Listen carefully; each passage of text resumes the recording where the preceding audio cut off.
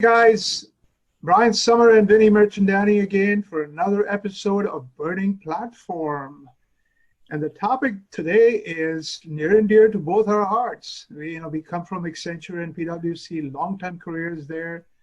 The question is it time for these systems integrators and outsourcers to sell their fleet of school buses?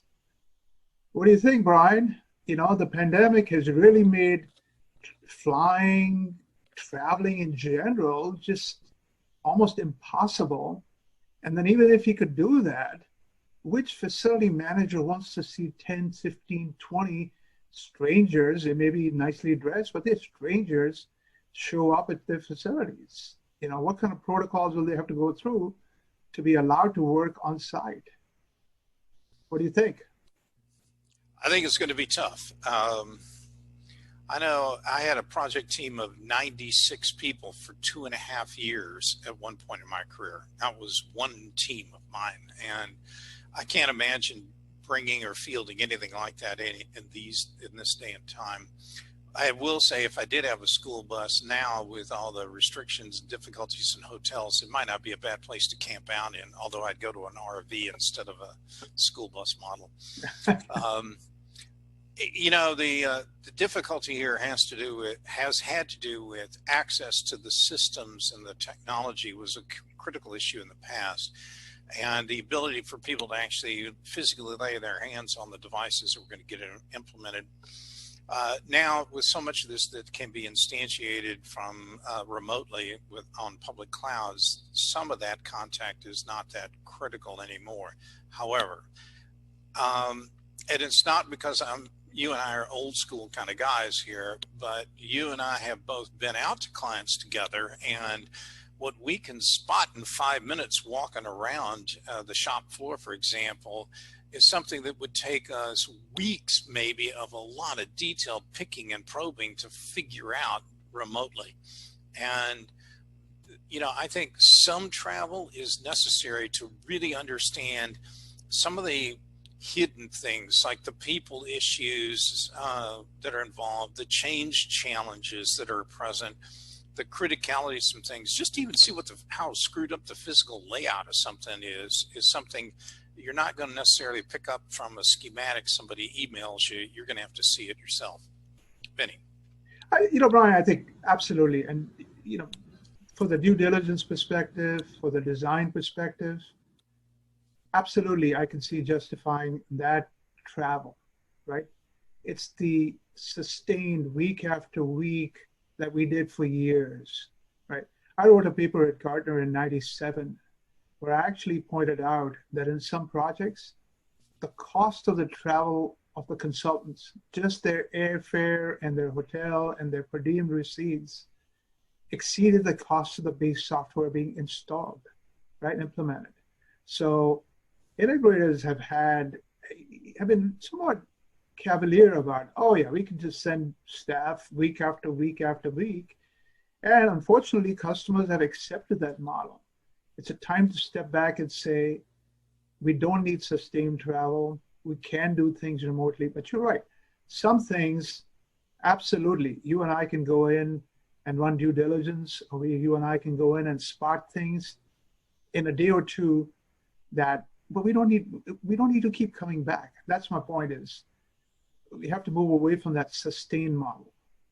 Well, I think the reason your travel costs that you documented were so high is because your middle name is First Class, if I remember right. So I didn't chew a hole through my client's budget maybe as aggressively as you did.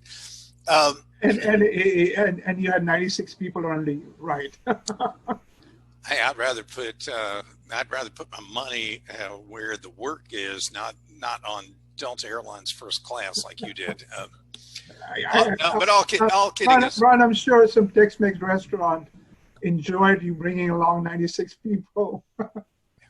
So I think you're right. There's been a shift in the way things happen. But I do think the larger the project, the more all-encompassing or enterprise-wide it is, or the more global it's going to be. You've got to have a mechanism And you're not going to get there exclusively like through a collaboration tool, but you got to have a way to find out, does the right hand know what the left hand's doing, and how are people reacting to the change? Let's not forget that adults are nothing more than older children. And I learned in a child rearing book that children hate change. So do workers. They don't like it. And sometimes you've got to stand in front of somebody and see them with their arms crossed and their defiance, everything else, which you may not pick up on in an email trail or some other kind of, electronic communication tool. Brian, let's look at it from the integrator perspective. Let's be empathetic to them. This is going to be a huge change in recruiting, right? You and I used to go to college campuses over and over again. We spend weeks in campuses like St. Charles. This is going to challenge their model very significantly. Moving to a virtual model, work from home, and not being able to develop people with teams around them and so on. It's going to be a massive challenge.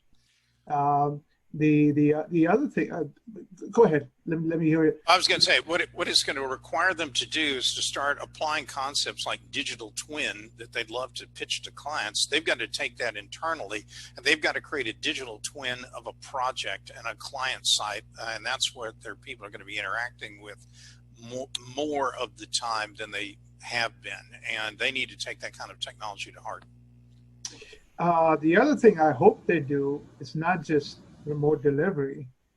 I hope they take that and start thinking about what I've called a shared service model for integrators, which is not every project team needs the same set of data conversion experts, same set of training experts, same set of testing experts. Some of those common phases in different projects can be centralized and put into a solution center that does nothing but conversions, that does nothing but testing and so on. And then once they do that, I hope they build methodologies and then automate some of that. I mean, we're still very, very people dependent, whether it's on site or remote. My God, we've become so people dependent for what are supposed to be digital projects. So I ran into a colleague of yours at your old Big 8 firm, and she went and created an integration company of her own, and by highly specializing individuals and doing things remotely, and she did this probably 8-10 years ago, she was able to do 3 times as many implementations in 1/5 of the elapsed time. Wow. And she was just killing it out there in the market. I'm sure she's since sold off her business. Well, counsel for clients, I would say the following. I think we need to I think the listeners need to look very closely at any kind of proposals that are coming up, that are being presented to them, and to use Vinnie's words, they need to challenge these integrators and to make sure that they're not getting volumes of people with low value add. You need people who are working very, very, very smartly with some of the better technologies, and they need to embrace some of this kind of stuff themselves. The market shifted, moved. You need integrators who've done, likewise. Yeah, I would say, not to overemphasize travel, but I would say 15 to 20% travel, program managers, architects, design folks, makes sense to have them travel.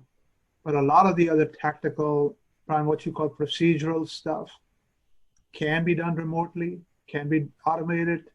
So, hopefully integrators are rethinking their delivery model quite a bit, because the business model certainly is being challenged. Okay, I can live with that. Well, let's do this. Let's wrap it here, folks. I think it is a changing time for the integrator world.